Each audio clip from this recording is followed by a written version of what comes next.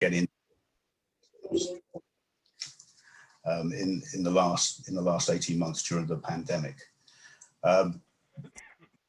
So working from home, a big threat. That level of hacking is probably higher than the numbers show because people will not tell you about it. And we've now got 85% of organizations with 50% of their employees working from home. And we'll all have had the HR emails, HMRC, student loans, Royal Mail type emails and SMSs trying to get into our systems. So it's something that's on the increase. And really what it tells you is there is a need for multi-level security. And anyone who logged into John's presentation earlier, the Conforte presentation, will have seen details about the dark web and how easy it is to get into there, and why people use it. With John's example of a criminal, it's easy. You can mass mail 1 million people. If you get a 1% response, that's 10,000 hits where you can start trying to get into people's systems. Yes, it costs you a bit of money to get onto the dark web, but you could buy 5 million people's email addresses and potential passwords for around $10. So it's inexpensive. It's consistently successful because people do click on things. We run a lot of test runs, so we're not up at the 26.5% of people that click on that because we're a security organization, so we like to think we do a bit better than that. But we're not at zero either. So there's that attacking vector is becoming more and more attractive to criminals and various other bad agents. Of course, we can look after it by putting together more and more complex passwords. The hackers are getting better at more and more ways of cracking into that. But yeah, you can make it very, very complex. But what a hacker will want to do is actually find the key to the door rather than try and work out what the combination of the lock is. So they'll go and look under the doormat or use other methods to get into your systems. And that's what the phishing attacks are. It's ways of trying to get that little chink, get into your system and start either sitting there for a long time and watching or starting some malicious activity. And the reason that they're able to do this is because best practices are not always being followed. So they can walk in through the front door. If you do click a link, it could install something on your system. There's keyloggers. Your home desktop is now an access point potentially to your business. If you're on the same network at home, you've got other people at home playing games on their Xboxes. A number of different ways that the risk has increased. And those attacks nowadays are really looking for your credentials. So it's trying to find out what your passwords are, how to get into your system. It's very much on the rise. So sort of on the back of what John was saying, it's a dangerous, threatening world out there.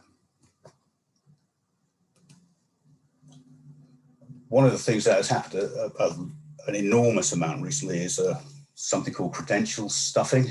And it's examples such as Yahoo and Under Armour and Marriott and various other people being hacked. I think the Marriott was actually hacked in 2014. The hack was only discovered in something like 2019. There's a lot of data out there that is for sale on the dark web, is then resold to other people. Another breach happens, that gets sold on as well. And we're not following the best practices. So there are a lot of people who are using the same passwords for a number of different accounts. And I think we've all experienced emails that seem to be kosher and have our old passwords on them. But this is all part of some of that majorly organized industry that's going on the dark web and in the criminal fraternity.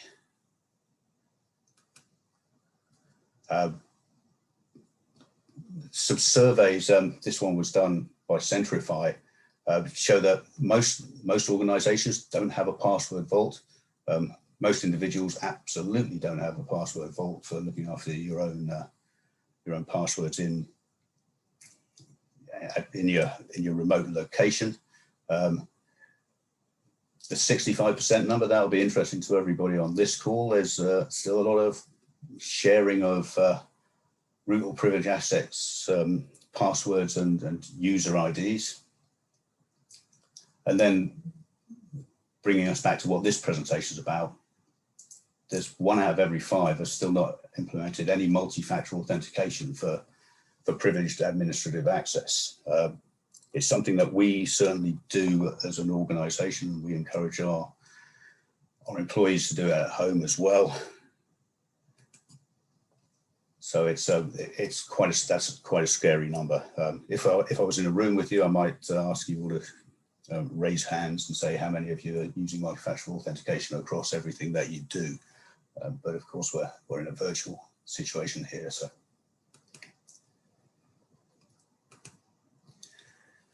So that brings us on to multi-factor authentication. So let's have a little. We're used to the user ID and password environment. Let's have a look at what multi-factor authentication really means, and then I'll go into what we're doing in terms of protecting our customers and helping you do more with what you've already got. So it's pretty simple. Multi-factor authentication requires at least 2 of these methods that I put up on the screen here. So you've got your user ID. Something you know is usually your password, pretty easy to do that. And then something either from a fingerprint or biometric point of view, face scans, that type of thing, or in the corporate world, more frequently, we'll be using smart cards or tokens to be able to sign into your systems so that you'll have a face ID or a key fob number that identifies you as being you, which a user word and password doesn't do. So that's a simple 2-factor authentication is something that is becoming mandated. In some organizations, all 3 of these are used. One of the things that we do a lot of work on is regulatory compliance, and for PCI, which I think covers a number of the customers on this call, it's actually mandated. You need to have multi-factor authentication within your infrastructure. It's also implied within GDPR and anything based on the NIST requirements as well, and other industry best practices. Some of those are various other multinational frameworks that we're looking at.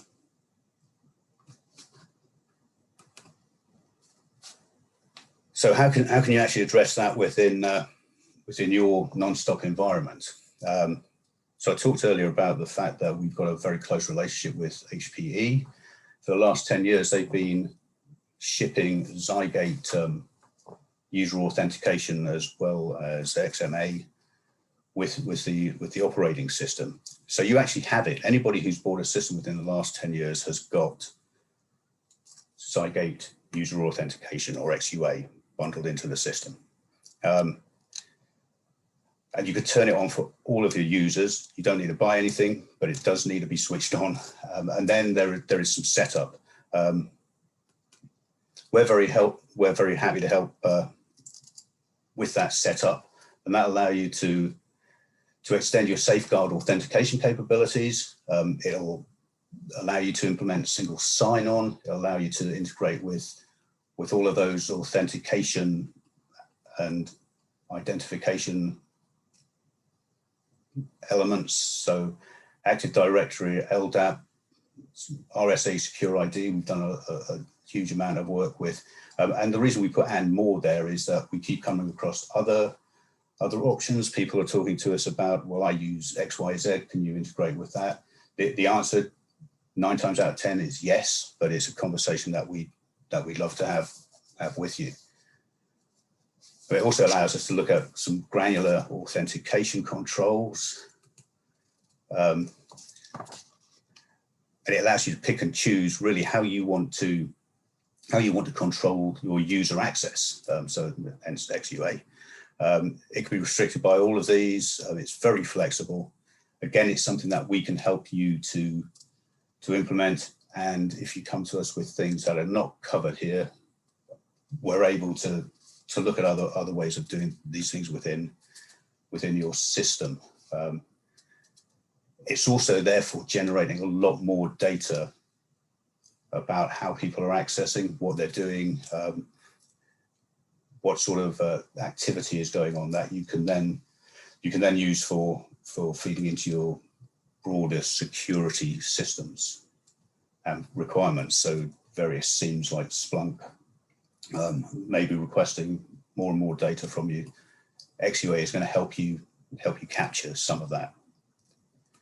And it does things, and this is an example of how that authentication data is getting enriched. Without XUA, you've got a random generated IP address. With XUA, you can capture real IP addresses, which is very useful for the audit guys if they're trying to find out who's signed on and where they signed on from. So we're enriching the data as well as allowing you to apply a multi-factor authentication approach.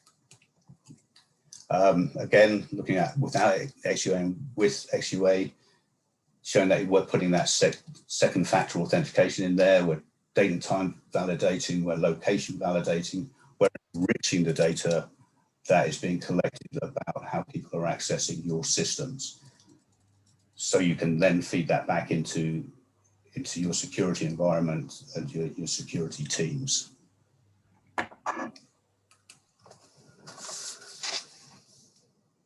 So the added benefit, so we started talking about multi-factor authentication, is that you can actually start capturing a lot more data. You could capture where people have been trying to log in and they failed. You can set some rules up to see if people have been inactive on an account. You can look at what people are doing out of hours. You can look at unauthorized IP addresses. A lot of this will then feed into something like Splunk or within our world. We've actually started contextualizing that and feeding it to our new product. And I know I don't want to do a product pitch, but the Security One product is capturing this and is able to contextualize it for your security teams. It'll monitor CLIMs, shared logons. It'll look at what you're doing on the console as well. So it'll go beyond what you're used to having with Safeguard. It'll go beyond just giving you that authentication. And it'll be able to graphically show you as users of the non-stop through the Security One product where incidents have come up, so you can prevent more threats and you can start being more preventative rather than just reactive.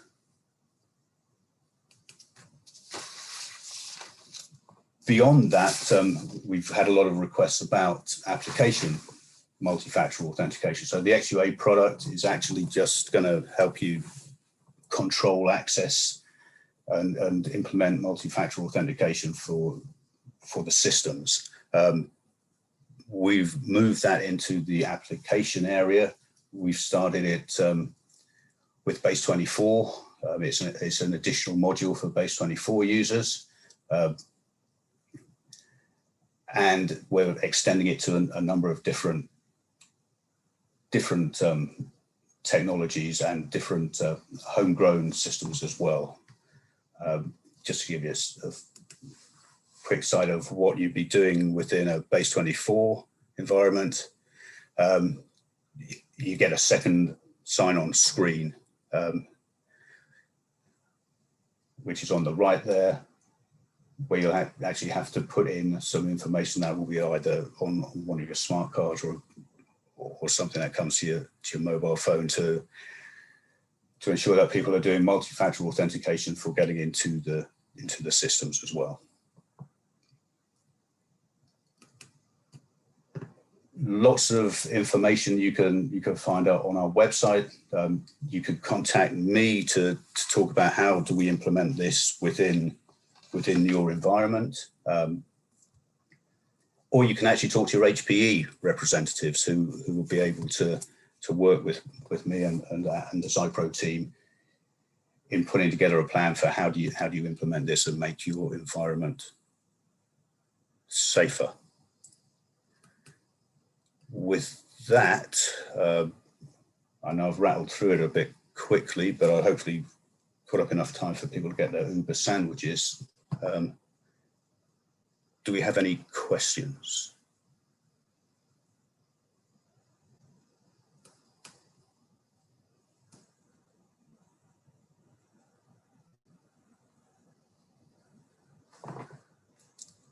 I'm trying to see the chat, but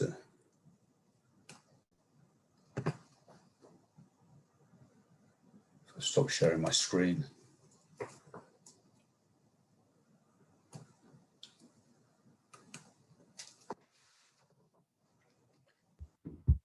Yeah, there's nothing in chat, Steve, unless somebody sent it specifically to you. Does anybody have any questions for Steve? Hi, this is Yogesh. Steve, Hi. Question, what is the overhead when you implement such a multi-level authentication within the application or the technology? Is there an overhead, and how much is it?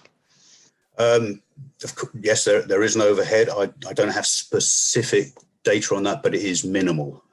It's a very thin layer. It's the XUA product is there already. It's aligning with Safeguard. I could certainly look into getting you some numbers, but it's minimal in terms of people who use it. Okay, thanks.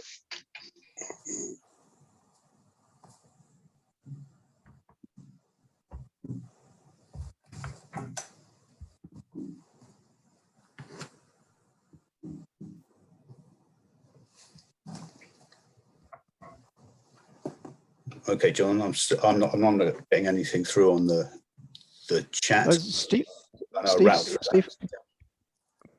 Peter speaking. Peter, hi, Peter. Just short question, please. As you said, it is just to activate. It is nothing to purchase.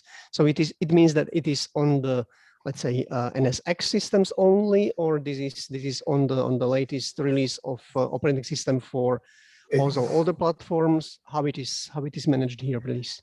It's been shipping with the operating system for the last 10 years. So if you've bought anything in the last 10 years, you've got this already. And yes, it is an activation exercise. A number of customers have just activated. They've then gone and worked with LDAP and worked out how to do these things themselves because the documentation's there. If you're struggling with something or you have something that's a little bit different, we are very happy to talk to you and help you through it.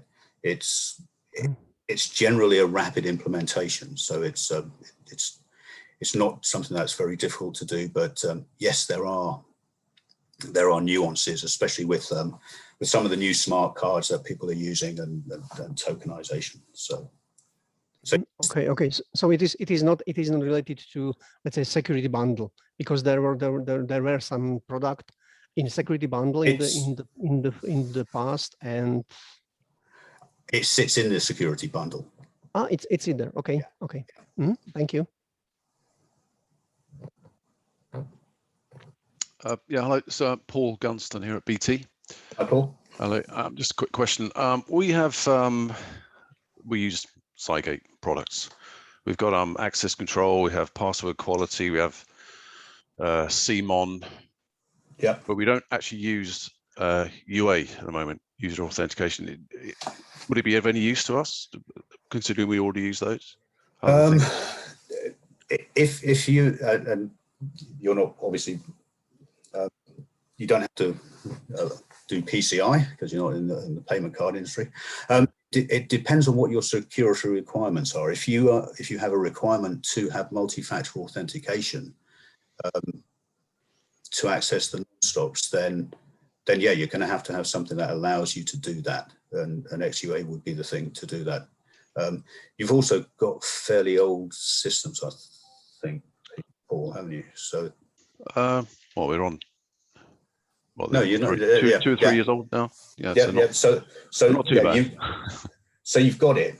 It's on Yeah, your system. Yeah, we have got it. Yeah, just wondering, what's the benefit for me? Should I introduce it or?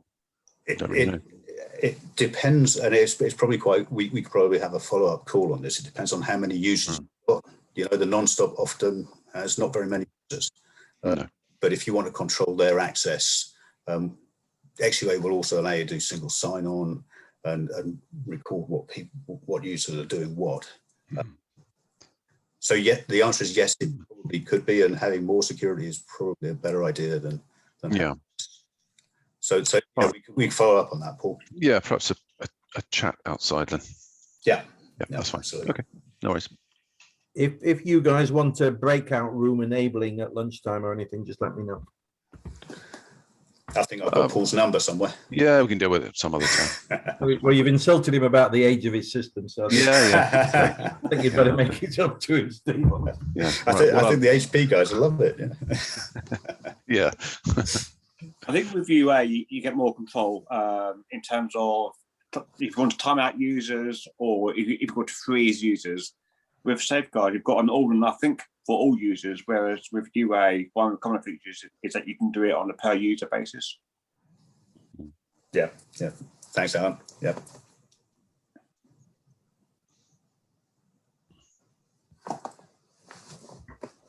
Okay, any more questions for Steve?